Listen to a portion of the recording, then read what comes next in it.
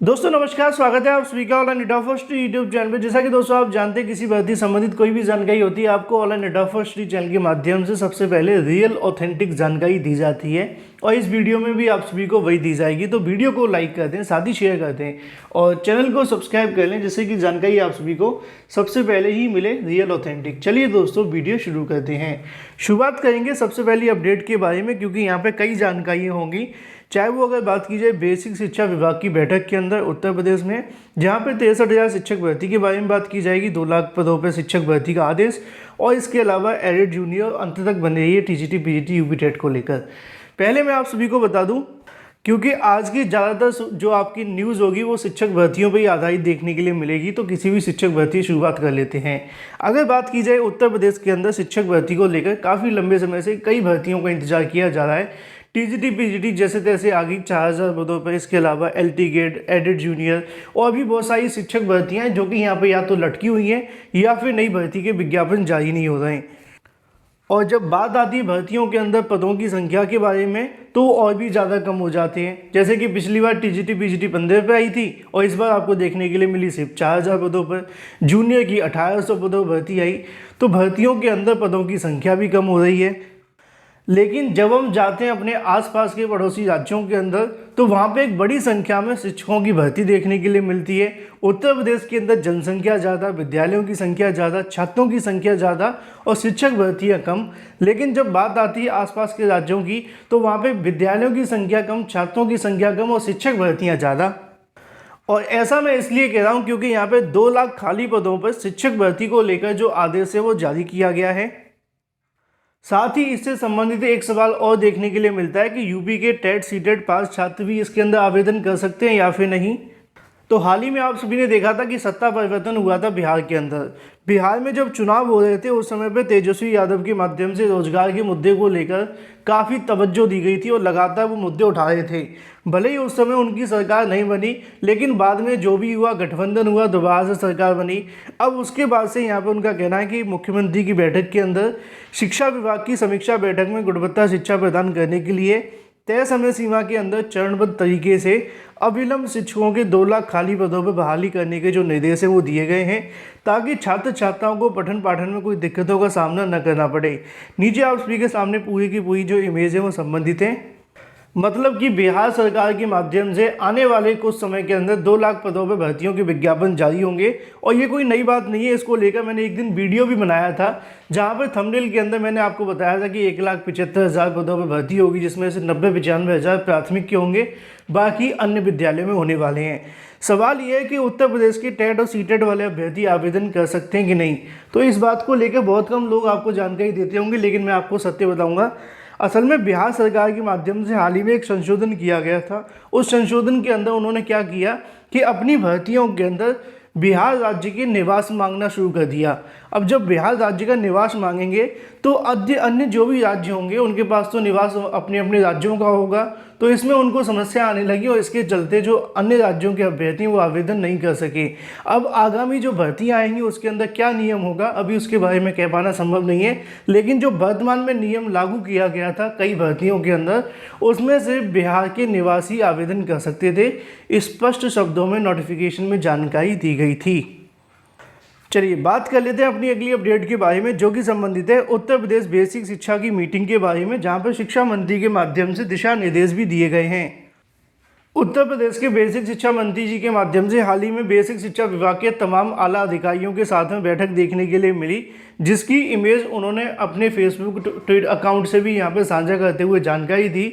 हालांकि इमेज के साथ में उन्होंने लिखा कि शिक्षा मंत्री के माध्यम से बैठक हुई और जो आवश्यक दिशा निर्देश हैं वो अधिकारियों को दे दिए गए हैं। ज्ञात हो हाल ही में विधानसभा के अंदर बेसिक शिक्षा मंत्री जी के माध्यम से 63,000 पद खाली होने की जानकारी दी गई थी, जब समाजवादी पार्टी के माध्यम से सवाल जवाब किए गए थे। कई अधिकारियों से जानने का प्रयास हुआ तो उन्होंने उसके बारे में कुछ नहीं बताया। उन्होंने कहा कि ये जो गोपनीय बैठक देखने के लिए मिली थी, जिसके बारे में विभागीय स्तर पर जानकारियाँ मांगी गई हैं। अगर बात की जाए यहाँ पे कुछ मुद्दों के बारे में, तो उन्होंने कहा है कि विधानसभा के अंदर बेसिक शिक्षा विभाग से जुड़े कई सवाल जवाब किए जा रहे हैं। उन तमाम सवाल जवाबों को ध्यान में रखते हुए यहाँ पे बेसिक शिक्षा विभाग के अंदर शिक्षा मंत्री के माध्यम से बैठक देखने के लिए मिली है।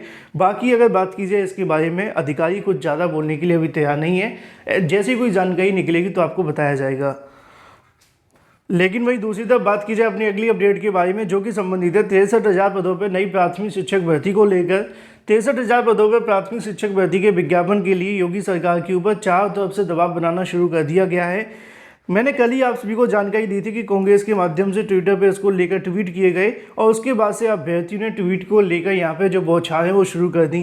देखने के लिए मिलता है जहाँ पे प्रशांत तिवारी अभ्यर्थी के माध्यम से कहा जाता है कि बिहार राजस्थान में बेसिक शिक्षा में कितना अच्छा काम किया जा रहा है, लेकिन यूपी के अंदर योगी जी के माध्यम से लाखों की टेट पास बेरोजगारों की जो फौज है वो खड़ी कर दी गई है। इस बार लखनऊ में अगर बैठेंगे तो उनको उठाया बहुत मुश्किल हो जाएगा। मतलब धरना प्रदर्शन की यहाँ पे जो बात है वो की जा रही है। इन शॉर्ट अगर कहा जाए कल के माध्यम से, मतलब कल या परसों जब भी बेसिक शिक्षा मंत्री ने 63,000 पदों की जो जानकारी है उसको स्वीकार किया है, उसके बाद से अभ्यर्थी इसके अलावा विपक्षी पार्टियों के माध्यम से बार बार 63,000 पदों को लेकर सरकार पर निशाना साधा जा रहा है। उनका कहना है कि ग्रामीण स्कूलों के अंदर 51,000, शहरी के अंदर 12,000 से ज़्यादा पद खाली हैं, तो सरकार भर्ती का विज्ञापन जारी करने में इतनी आनाकानी क्यों कर रही है। एक होता कि सरकार के पास में खाली पदों की संख्या नहीं होती तो यहाँ पे भर्ती के विज्ञापन जारी करने में सरकार विचार करती तो माना जाता, लेकिन जब सरकारी पद यहाँ पे खाली पड़े हुए हैं तो भर्ती को लेकर आखिर बेसिक शिक्षा मंत्री इसके अलावा मुख्यमंत्री योगी को सुनाई क्यों नहीं दे रहा है। अब अभ्यर्थियों के माध्यम से ट्विटर पर भी इस मुद्दे को लेकर लगातार सरकार को घेरने का काम किया जा रहा है। समर्थन तो विपक्षी पार्टियों के माध्यम से भी अच्छा मिल रहा है। अगर इसी प्रकार सरकार के ऊपर दबाव बनाया तो काफ़ी कुछ आपको पॉजिटिव चीज़ें देखने के लिए मिलेंगी। फिलहाल ये बात हो जाती है 63,000 शिक्षक भर्ती के संबंध में। वहीं दूसरी तरफ बात की जाए अपनी अगली अपडेट को लेकर, जो कि संबंधित है एडेड जूनियर हाई स्कूल शिक्षक भर्ती के लेकर। एडेड जूनियर शिक्षक भर्ती के शासन आदेश का अभ्यर्थी इंतजार करें, जिसके बाद से एडेड जूनियर भर्ती आगे बढ़ेगी। अभी तक अगर बात की जाए अधिकारियों के माध्यम से शासन आदेश को लेकर, तो मैंने आपको पहले ही बता दिया था कि अभी इसमें शासन स्तर पर एक बैठक होने वाली है और उस बैठक के बाद में एडेड जूनियर शिक्षक भर्ती को लेकर शासन आदेश जारी हो सकता है। लेकिन ये कब तक होगी, अभी तक शिक्षा विभाग के अधिकारी कुछ कहने के लिए तैयार नहीं है। जहाँ पर शासन स्तर पर बैठक होने के बाद एडेड जूनियर को लेकर दिशा निर्देश यहाँ से जारी होंगे और उसके बाद में आगे की प्रक्रिया शुरू होगी। लेकिन वहीं अगर बात की जाए पीएनबी के माध्यम से जिन छात्रों ने उत्तर कुंजी के अंदर आपत्तियां की थी और उनकी आपत्तियां दर्ज हुई थी और सही पाई गई थी, तो यहाँ पे उन सभी छात्रों की फीस वापस करने को लेकर जो तैयारियां वो की जा रही हैं। आप में से कितने ऐसे अभ्यर्थी थे जिन्होंने उत्तर कुंजी पर आपत्ति दर्ज की थी और सही पाई गई थी, कमेंट करके बताएं। बात कर लेते हैं अपनी अगली अपडेट के बारे में, जो कि संबंधित है उत्तर प्रदेश शिक्षक पात्रता परीक्षा टीईटी को लेकर। आप जानते हैं कि यूपी टीईटी को लेकर आपकी परीक्षा हो चुकी है, परिणाम जारी हो गया है, लेकिन अभी तक अगर कुछ ख़त्म नहीं हुआ तो मामला है आपके सामने गिरफ्तारियों का, क्योंकि यहाँ पे भर्तियों के अंदर इतनी जांच की नहीं जाती हैं और लंबे समय तक यहाँ पे कहीं ना कहीं जांच के नाम पे सिर्फ यही देखने के लिए मिलता है कि 2 गिरफ्तारी हुई, 2 को जमानत हुई। लिखा हुआ है कि यूपी टीईटी परीक्षा लीक करने वाले गिरोह के एक और सदस्य को यहाँ से गिरफ्तार कर लिया गया। एसटीएफ के माध्यम से शुक्रवार को पॉलिटेक्निक चौराहे के पास गिरफ्तार कर लिया गया है, जहाँ पर लिखा है कि 28 नवंबर 2021 यूपी टीईटी परीक्षा में मोटी रकम लेकर अभ्यर्थियों को उपलब्ध कराने वाले काफ़ी लंबे समय से फरार चल रहे थे। तब तक तो पता नहीं कितनी परीक्षाओं के अंदर इन्होंने और घोटाला कर दिया होगा। उसके बाद यूपी टीईटी दोबारा से हो गई, पीईटी परीक्षा हो गई, लेखपाल की परीक्षा हो गई और भी बहुत सारी परीक्षाएं, लेकिन अभी भी गिरफ्तारियां जारी हैं। टीजीटी पीजीटी शिक्षक भर्ती को लेकर मैंने एक वीडियो बनाया था जिसमें छोटी सी आपको जानकारी दी थी कि अगर आप भविष्य में टीजीटी पीजीटी शिक्षक बनना चाहते हैं तो ये आपको नियम जानना बेहद आवश्यक है। और ये नियम आपको देखने के लिए मिलता है कि भाई माध्यमिक स्कूलों के अंदर सबसे बाद में आया शिक्षक माना जाएगा सरप्लस। अगर वो सरप्लस शिक्षक माना जाता है तो उसकी नौकरी भी जा सकती है। लिखा हुआ है अशासकीय सहायता प्राप्त माध्यमिक विद्यालयों के अंदर सरप्लस शिक्षकों के निर्धारण में प्रक्रिया तय कर दी गई है। माध्यमिक शिक्षा विभाग के द्वारा एडेड स्कूलों में सबसे बाद में भर्ती या फिर उसके स्कूल से ट्रांसफर होकर आए शिक्षक को सरप्लस माना जाएगा। इन स्कूलों में पहले के मुकाबले विद्यार्थियों की संख्या कम हो गई है। ऐसे में छात्र शिक्षक अनुपात के अनुसार शिक्षकों को समायोजित किए जाएंगे। इन्हें दूसरे विद्यालय में ट्रांसफर किया जाएगा, इनका पद समाप्त किया जाएगा। अगर स्थानांतरण संभव नहीं हुआ तो नौकरी भी जा सकती है। वीडियो को लाइक कर दें, साथ ही शेयर कर दें और चैनल को सब्सक्राइब कर लें।